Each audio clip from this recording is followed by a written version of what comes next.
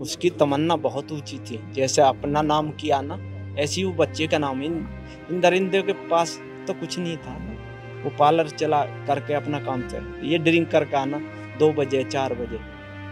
कैलाश वाले ने मना कर दिया कि इसका इलाज सफदरजंग में है। फिर हम डीएनडी जैसी पहुंचे तो उसका बीपी भी कम होने लगा। फिर मुझे पक्की लग गई कि बिटिया तो बचेगी नहीं। उस बाप के जी से बीचो अब 3-3.5 घंटा अपनी गोदी में राखिए। तो अब सजा में यही मांग रही कि फांसी ही हो। मेरी बेटी जल रही हो यहाँ और मैं उसके साथ न रहूं, इतने दम ना छोड़ेगी, इतने तो मुझे आस है कि अभी उसमें सांस है। वो बाप भी भग रहा है, माँ भी भगी पोते ने लेकर, पोती भी तो उसी पेट से जनी थी मेरी बेटी ने, उसका भी तो उतना अधिकार है।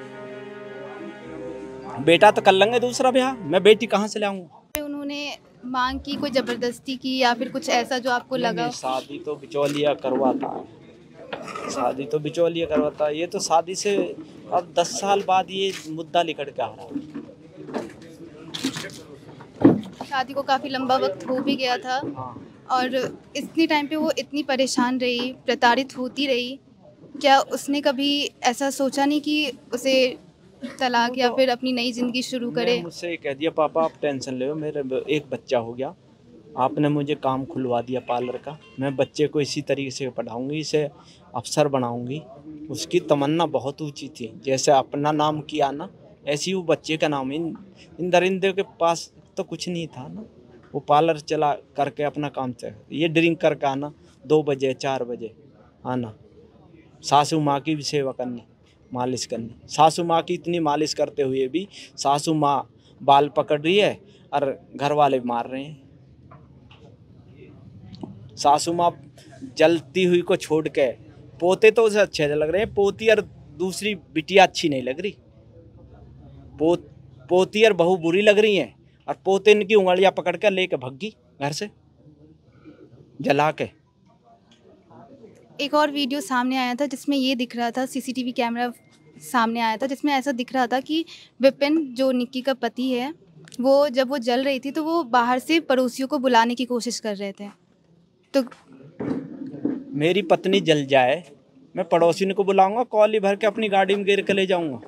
गाड़ी घर के बाहर खड़ी है जहाँ रौला मचा रहा, तो आप बोल लियो पड़ोसी बोल रहे हैं कि रौला मचा रहा था। वो पड़ोसी वो रौला कहाँ मचा रहा, वो गाड़ी में गिर के ले जाता, फिर हॉस्पिटल पहुँचता। हॉस्पिटल तो कोई भी घर का सदस्य ना पाता, 4 सदस्य है घर में, एक सदस्य घर नहीं पहुंचा, पड़ोसी लेगा। जब हम पहुंचे हमारे पास 5-5:30 बजे कॉल गई मेरे पास, बड़ी बिटिया ने करा। जब उसे होश हुआ, जलती हुई को देखते नहीं बेहोश होगी बड़ी बिटिया, जब वो जीने पर सहा रही थी।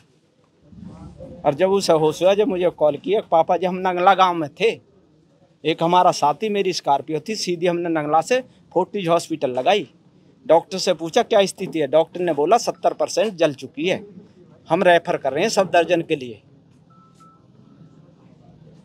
वहाँ से बड़ी एम्बुलेंस ऑक्सीजन वाली मंगाई, एम्बुलेंस में बिटिया को वहाँ ले गए। जब उसका पल्स कम हो गया, मुझे दिखा कि इसका पल्स कम हो रहा, तो मेरे मन ने सोची कैलाश को पकड़ लो 27 वाली, अगर बिटिया बच जाती है तो कैलाश में बच जाती है, नहीं तो बिटिया तो गई। कैलाश वाले ने मना कर दिया कि इसका इलाज सफदरजंग में है। फिर हम डीएनडी जैसी पहुंचे तो उसका बीपी भी कम होने लगा। फिर मुझे पक्की लग गई कि बिटिया तो बचेगी नहीं। उस बाप के जी से बीचो अब 3-3.5 घंटा अपनी गोदी में राखिए। जब पोस्टमार्टम हुई, जब ये बिरादर को लेकर पहुंचा, डेड बॉडी हमें दे दो। तो अब सजा में यही मांग रही कि फांसी ही हो। मेरी बेटी जल रही हो यहाँ और मैं उसके साथ न रहूं, इतने दम ना छोड़ेगी, इतने तो मुझे आस है कि अभी उसमें सांस है। वो बाप भी भग रहा है, माँ भी भगी पोते ने लेकर, पोती भी तो उसी पेट से जनी थी मेरी बेटी ने, उसका भी तो उतना अधिकार है। बेटा तो कर लेंगे दूसरा ब्याह, मैं बेटी कहाँ से लाऊंगा, मेरी बेटी कहाँ से मिलेगी। मैं तो कोर्ट से मोदी योगी से सरकार करता हूँ कि भूमाफिया छोटे चोर पे बिल्डोजर चल जाता है घर पे। जब ये बिल्डोजर चल जाएगा ना घर पे, जब मेरी आत्मा को शांति मिलेगी, और कोर्ट में मैं फांसी दिलवाऊंगा इन्हें। ये भगवान से मेरी गुजारिश है कि भगवान मेरा साथ देगा तो मैं इन्हें फांसी दिलवाऊंगा।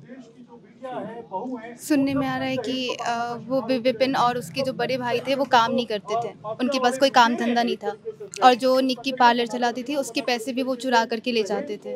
पार्लर के पैसे चुरा रहे थे, मोबाइल बिटिया दुआरी थी, फिर भी बिटिया को रुकन नहीं दे रहे।